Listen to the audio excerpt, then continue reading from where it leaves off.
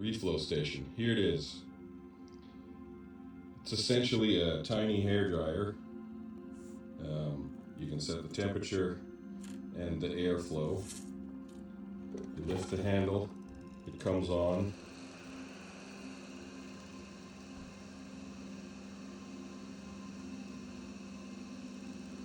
And that is up to temperature for the solder paste that I'm using.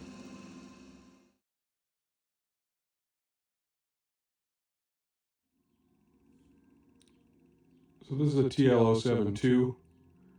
You can see the script on it maybe. You can also see that one edge is beveled, this edge, as opposed to this edge, which has a lesser bevel. This is how you'll know to orient these. Usually, with the through-hole ones, there would be a notch in the end. So, opposite where the tweezers are, on this end, is the notched end for orientation purposes of a SOIC. See that bevel? And so then when we look at, hopefully this will focus.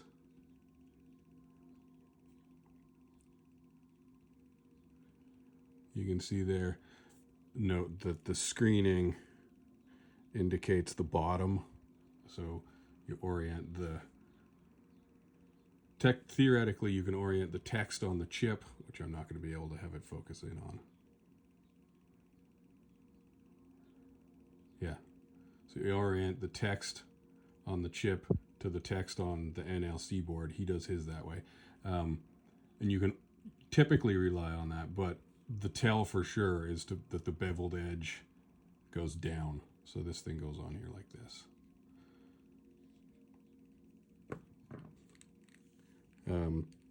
Putting solder paste on these is very similar. You can attempt to put it only on each pad. They're pretty close together, so I just mostly don't worry about that.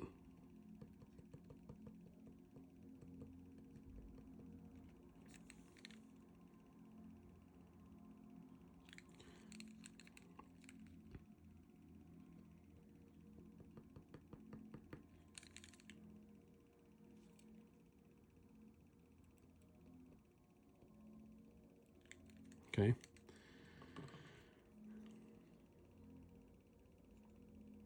So we make sure our chip is oriented the right way and drop it on.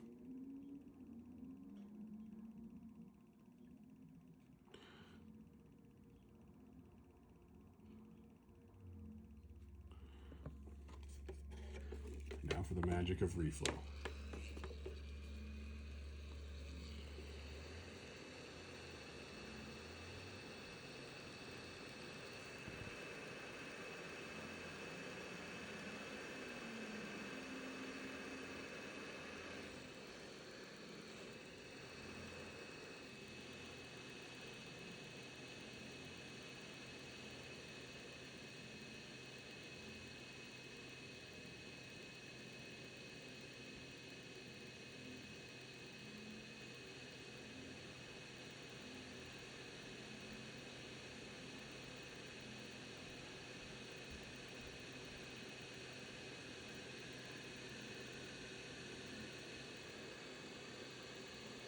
So I can see the solder is starting to change. So I come in a little closer. I don't know if you can see that happening, but it flows to where it's supposed to flow.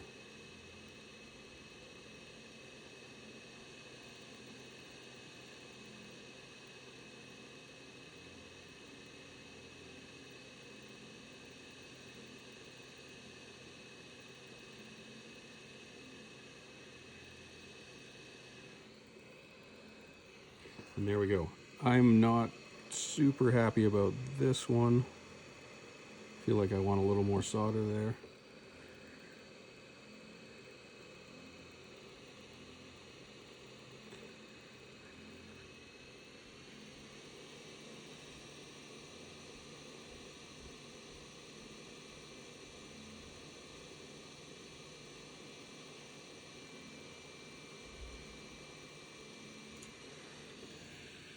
And now that I've got it Now if I want it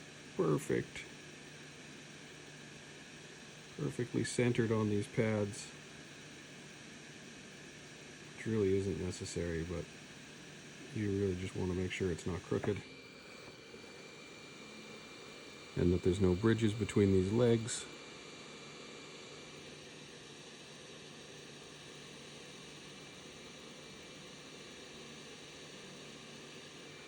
And I'm happy with that.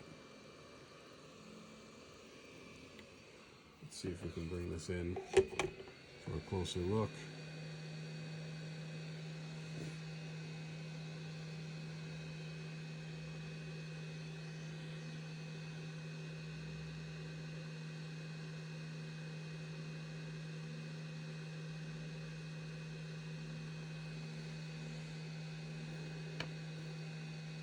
And that's the process.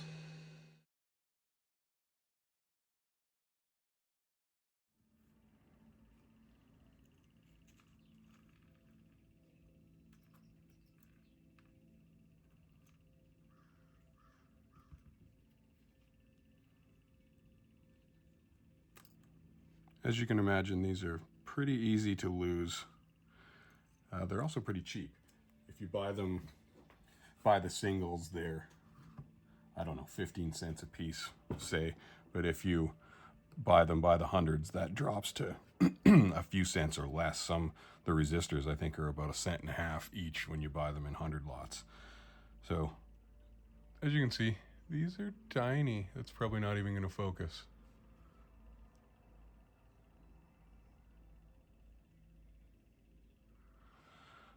Okay, so I've got them all loose. The next step is to put the solder paste on the pads. Okay, so you can see I've got solder paste on a bunch of these. Now I'm going to go ahead and place the components. Shaky, shaky, shaky.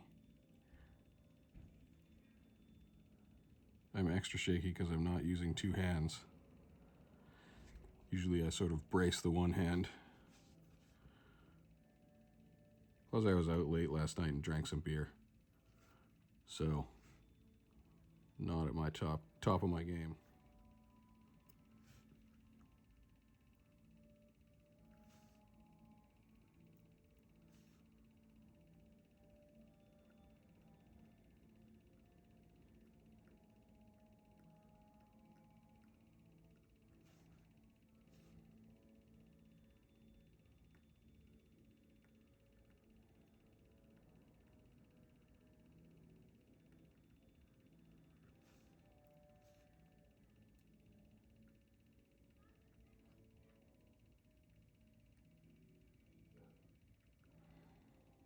Okay. Phew. They're on there. Let's break out the reflow.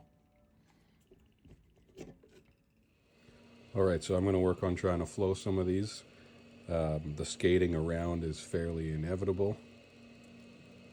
As you can see here,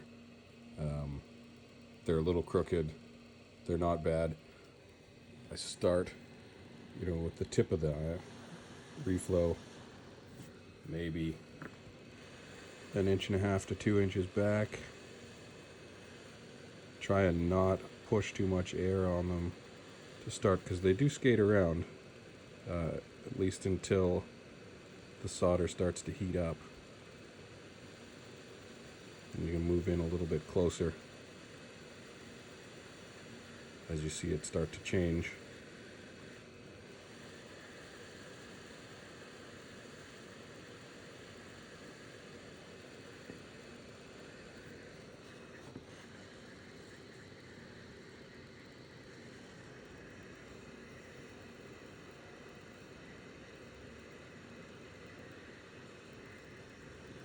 See them straightening themselves?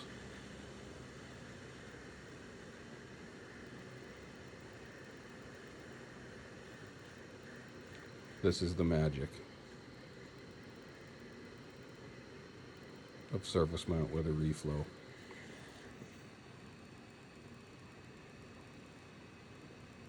Now, as I understand it, some people do this with an oven.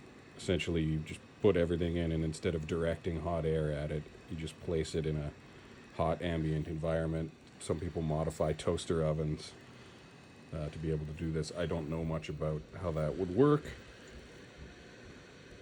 or sort of a hot plate type device. So it can be quicker still with fancier equipment, or with, I suppose a toaster oven isn't particularly fancy. I find that this works for me.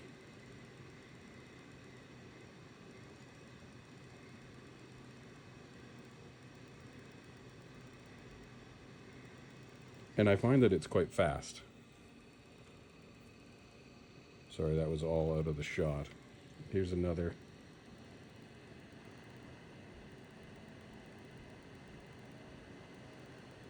Full bunch.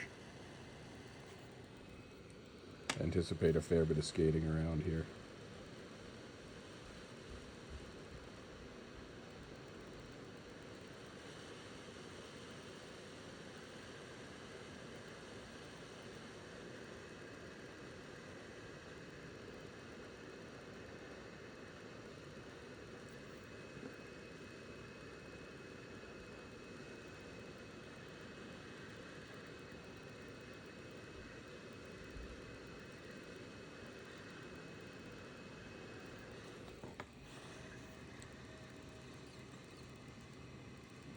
As I understand it, it's the surface tension of the solder that pulls them into place.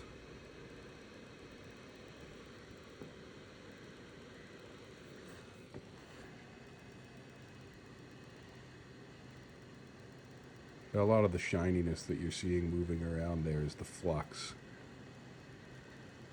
not loose solder. I'm sorry I can't do a better job of showing how that works. Sometimes you get a little bit of solder loose, and you can chase it with the air back towards the pad, and it will sort of Terminator 2 reflow, flow itself into the larger ball of solder. So those look good. What's next? To move this into some light. I think we're just down here at these last four.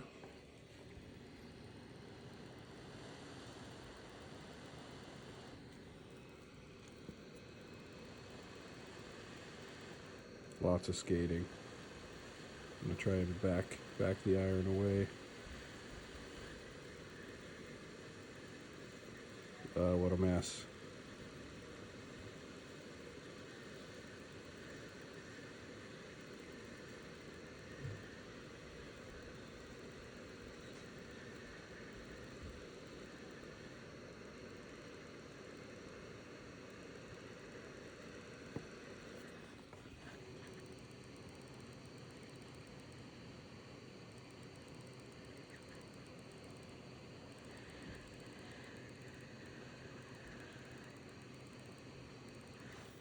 And yet, even with that mess,